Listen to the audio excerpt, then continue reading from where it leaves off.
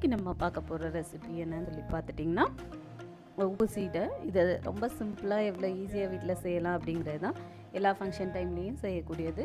இது வரைக்கும் நம்ம சேனல் சப்ஸ்கிரைப் பண்ணலன்னா சப்ஸ்கிரைப் பண்ணிக்கோங்க. அப்படி பக்கத்தில் இருக்க பெல் ஐக்கானையும் கிளிக் பண்ணிக்கோங்க. அப்புறம் என்னோடய வீடியோஸ் உங்களுக்கு ரெகுலராக நோட்டிஃபிகேஷனில் வரும்.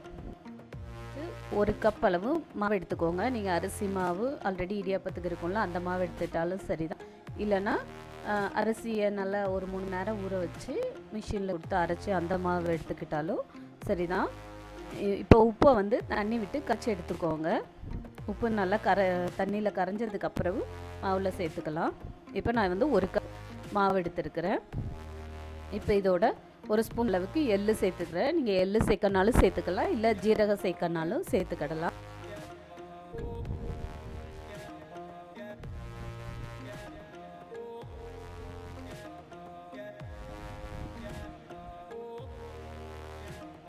இப்போ இதோட 2 ஸ்பூன் தேங்காய் துருவல் சேர்த்துக்கிறேன். அதுக்கப்புறம் ஒரு ஸ்பூன் அளவுக்கு நெய் சேர்த்துக்கிறேன். நெய் இல்லைன்னா வெண்ணெய் சேர்த்துக்கிடலாம். நீங்கள் தேங்காய் துருவல் 1 கிலோ அரிசிக்கு ஒரு தேங்காய், நல்ல பெரிய தேங்காய் 1 தேங்காய் எடுத்துக்கலாம். சின்ன தேங்காவாக இருந்ததுன்னா 2 எடுத்துக்கலாம். மீடியம் சைஸாக இருந்தால் ஒரு 1.5 தேங்காய் எடுத்துக்கலாம். அவ்வளோதான். இப்போ நல்ல மாவை நல்லா கிளறி விட்டுக்கோங்க. அந்த நெய்யோ அல்லது வெண்ணெயோ அந்த மாவில் நல்லா ஃபுல்லாக ஸ்ப்ரெட் ஆகிற அளவு நல்லா கிளறி விட்டுக்கோங்க. அந்த தேங்காயில் இருக்கிற ஈரம் அதுவும் சேர்ந்துடணும். இப்போ நீங்கள் நிறைய செய்யும்போது 1 கிலோ அரிசி அந்த மாதிரி செய்யும்போது 1 தேங்காய் அப்படிங்கும்போது அந்த தேங்காயில் உள்ள ஈரம் ஃபுல்லாக சேரும்போது தண்ணி நமக்கு அதிகமாக இழுக்காது. தேங்காயில் உள்ள ஈரத்தன்மையே போதும். இதில் உளுந்த மாவு அந்த மாதிரி எதுவும் ஆட் பண்ண வேண்டாம். அந்த உளுந்த மாவு நம்ம சேர்க்கும்போது அது என்ன ஆகும்னா கொஞ்சம் முறுக்கு டேஸ்ட்டு வர ஆரம்பிச்சிடும். இந்த மாதிரி நீங்கள் தேங்காய் துருவல் சேர்த்துக்கலாம். இப்போ இதில் நம்ம கரைச்சி வச்சுருக்கிற அந்த உப்பு தண்ணியை சேர்த்துக்கிறோம். உப்பு எதனால் தண்ணியில் சேர்க்குறோன்னா அதில் கூட அந்த என்ன லைட்டாக கரையாமல் கல்லாட்டம் இருந்ததுன்னா சீடை வெடிச்சிடக்கூடாது அப்படிங்கிறதுக்காக தான் உப்பை கூட தண்ணியில் கரைச்சிட்டு சேர்த்துக்கிறோம். நல்ல மாவை இப்போ பசைஞ்சு எடுத்துக்கலாம். தேவையான அளவு தண்ணி விட்டு நல்லா மாவை டைட்டாக பசைஞ்சு எடுத்துக்கோங்க. உங்களுக்கு தேங்காய் ஈரம் இதெல்லாம் இருக்கிறதுனால தண்ணி கொஞ்சம் கம்மியாக தான் இதுக்கு ஆகும்.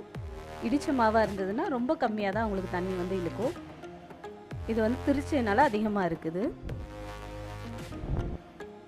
மாவை நல்லா பசிஞ்சு வச்சாச்சு. இப்போ நம்ம சீடை உருட்டிக்க போகிறோம். இதுதான் ரொம்ப சீடையை பொறுத்தளவு முக்கியமான ப்ராசஸ். இந்த 3 விரலால் மட்டுமே நீங்கள் என்ன பண்ணணும்னா உருட்டி விடணும். நார்மலாக 2 கையை வச்சு நம்ம உருட்டுவோம்ல, அந்த மாதிரி உருட்டினீங்கன்னா கண்டிப்பாக வெடிக்க தான் செய்யும். இந்த 3 விரல் மட்டும் வச்சு நல்லா பிடிங்க. அப்படி இதுங்கும்போது உங்களுக்கு அந்த ஃபுல் உருண்டை ஷேப் வராது. லைட்டாக ஒரு இடம் தட்டையாக தான் செய்யும். அப்படி வரும்போது இந்த மாதிரி உருண்டையை 2 கையும் வச்சு உருட்டாதீங்க. அந்த மாதிரி உருட்டி போடும்போது தான் என்ன ஆகும்னா சீடை உங்களுக்கு வெடிக்கும். எண்ணெய் ஃபுல்லாக மேலே தெரிக்கும், அந்த மாதிரி ஆகும். அதனால் இந்த மாதிரி ஃபுல்லாக உருட்டாதீங்க.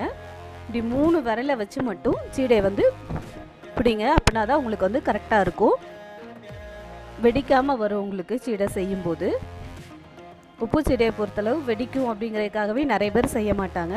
3 விரலை மட்டும் வச்சு இப்படி பிடிக்கும்போது உங்களுக்கு அது நல்லா ஒரு இடம் அப்படி தட்டையாகணுனால உங்களுக்கு என்ன ஆகும்னா வெடிக்காது. நீங்கள் இதை சின்ன சின்ன சைஸாக உருட்டினாலும் உருட்டிக்கலாம், ஓரளவு மீடியம் சைஸாக உருட்டினாலும் உருட்டி எடுத்துக்கலாம். இந்த மாதிரி உருட்டி எடுத்துக்கோங்க.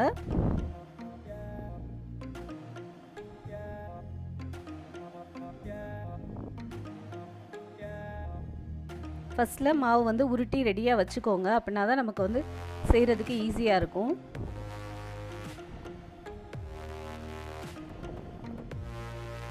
இப்போ எண்ணெய் நல்லா சூடாயிட்டான்னு தெரியறதுக்கு ஃபஸ்ட்டு ஒரே ஒரு உருண்டை உள்ளே ஃபஸ்ட்டு போட்டு அது பொரியுதை பார்த்து எடுத்துக்கோங்க. ஏன்னா நல்லா சூடாக இருந்ததாக தான் நமக்கு சீக்கிரம் சீடை பொரிச்சு எடுக்க முடியும்.